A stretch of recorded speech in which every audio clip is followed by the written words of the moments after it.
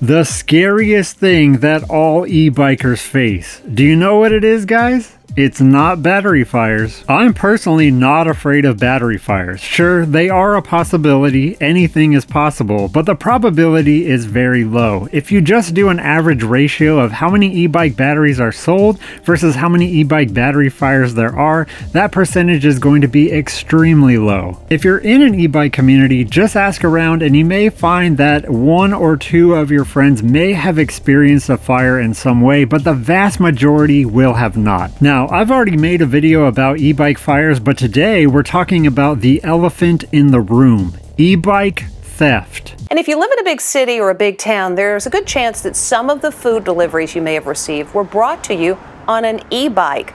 Well, Lisa Guerrero reports those e-bikes have proved to be an irresistible temptation to thieves. Pricey electric bikes are everywhere now, but they've also become a hot target for thieves. Sparks fly as this crook uses a buzz saw to cut the chain of an expensive e-bike. Watch as this thief steals an e-bike right as this food delivery man is coming down the steps. He gives chase but can't catch up. As bike thefts jump, delivery workers band together for safety, reads a recent New York Times headline. This really is the scariest thing in e-bike ownership. Oh, you don't believe me? I asked Reddit myself and this was their response. As you can clearly see, bike theft is far out in front, and to my surprise, the second scariest thing was being hit by a car, while e-bike fires came in third. To me, getting your bike stolen is something that is much more likely to happen to you. Happens far more often than battery fires ever could, and will continue to happen regardless of technological advancements. Unlike battery fires, as batteries will continue to get safer as battery tech improves. Now, I could make the argument that being hit by a car or an accident falling off your bike is probably the most likely scenario out of these top three for something bad happening to you. I think even more than bike theft, but that also depends on your area and where you ride, both for theft and accidents. I don't know if this is just an irrational human thing, but I honestly would rather fall off my bike and get hurt than have somebody steal my bike. This may also be why more people are afraid of their bike getting stolen than they are afraid of getting hit by a car. It doesn't make sense because there is only one of me and I can always get another bike, but regardless of it making sense, I still prefer it. I don't know if you guys feel the same or if I'm the odd man out here, but I guess I just favor my own demise over the proliferation of criminality. Although if someone does steal my bike, then I won't feel too bad if the probabilistic nature of things e-bikers fear happens to them, that they get hit by a car or fall off of it. E-bikes can be dangerous regardless if they're yours or not. Bike theft has happened way before e-bikes were ever around, so if thieves are willing to risk physical confrontation, jail time, etc., all to gain a few $100s worth of value at most, they're going to be even more incentivized if the bikes now cost thousands of dollars. Average e-bike prices have steadily climbed over the past few years. I'd say the average cost of an e-bike is between $1,500 and $3,000. Of course, there are examples that are much more expensive than that. There are bikes costing $8,000, $10,000, even $12,000. This all culminates to a criminal score that is way too enticing just to pass up. You have e-bikes now costing more than some used cars. This is essentially the perfect storm for a thief. Bikes are far more easy to steal than cars. They may be one of the easiest things to steal, certainly when it comes to a ratio of value of the item for difficulty in the stealing. Given the choice, does it make more sense to steal a car or an e-bike when the value is similar? For one, cars weigh ridiculously more than an e-bike. You can't just pick up a Prius and throw it in the back of your pickup truck. Secondly, cars have license plates and are registered with addresses, and there are many ways to identify the car after it is stolen. E-bikes do not have these. They're smaller, easier to conceal or even dismantle after they've been stolen. Cars also have built-in theft deterrents such as locks, ignition locks, alarms, OnStar GPS tracking, what have you. All these things in comparison make your e-bike very vulnerable. So what are some things that you can do to protect your e-bike from thieves? The sad truth is that the only absolute way you can ever guarantee that your e-bike won't get stolen is to, well, just not have an e-bike. That's it, guys. It's really the only way. If you still want to have an e-bike, then everything else is going to be varying levels of assumed risk and ratios of probability. Beyond just complete abstinence from e-biking, the number one action you can take to protect your bike is location. Not only where you are parking your bike, but for how long, and also at which intervals. I was going to put this as number 2 on the list, but honestly, it beats out a bike lock. If you can store your bike securely enough, then you don't even need a lock, although stacking these methods is even better. Here are some examples. If you commute to work and you can bring your bike inside of the building, that is great. Even better if you can store your bike in your personal workspace where you can have your eyes on it at all times, or at least most of the time. Or if you're visiting a friend or a family member, if you can bring your bike inside their home or apartment, that is always going to be so much better than leaving it outside in public. Of course, you also want to be mindful of the people inside this more secure space. You have to be able to trust those within that space. I think an office of like 1,000 workers is going to be more risky than say 20 workers, especially with outside visitors that aren't people you know or trust. Although a good location is the best defense, there is still a risk here. Your home or where you live, in your room where you can see your bike and know it's going to be there, is the best place to store your bike, but even that cannot guarantee its safety,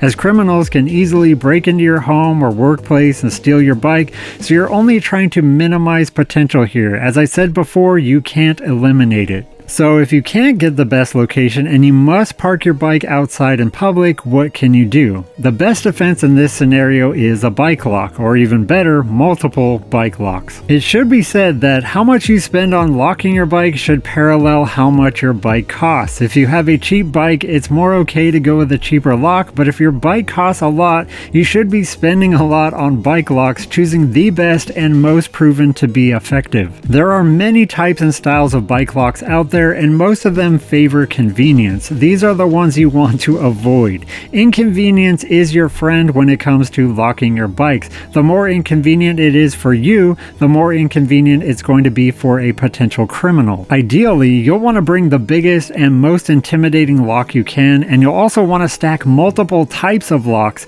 If you think that just having one lock on your bike is enough to prevent it from getting stolen, it's not. And why are most convenient locks not effective? The battery-powered angle grinder can do short work of most locks. Smaller chains can be cut within seconds. It's highly inconvenient to carry around a heavy lock and chain. It's inconvenient to lock 2 or even better 3 locks on your bike, but think about how much more inconvenient that is for the thief. Not only do you have to cut through a giant chain or bar, but you also then have to cut through 2 other locks.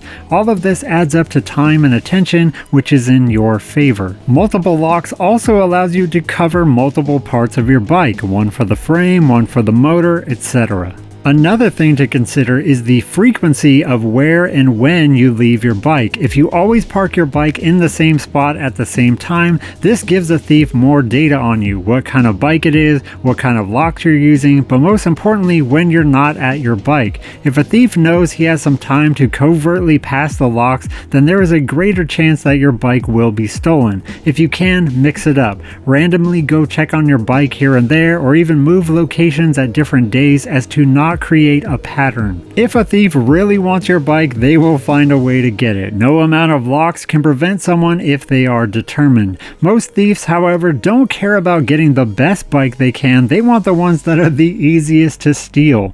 If you're parking your bike next to a lot of other bikes, even if yours is the best one out there, if you have multiple locks and thick chains on yours and everyone else has one lock that is very small and flimsy, they're gonna go for what is easiest to steal. This is why making things inconvenient for you will help you gain the edge by comparison. What about some other methods? Alarms, air tags, GPS trackers, booby traps, etc.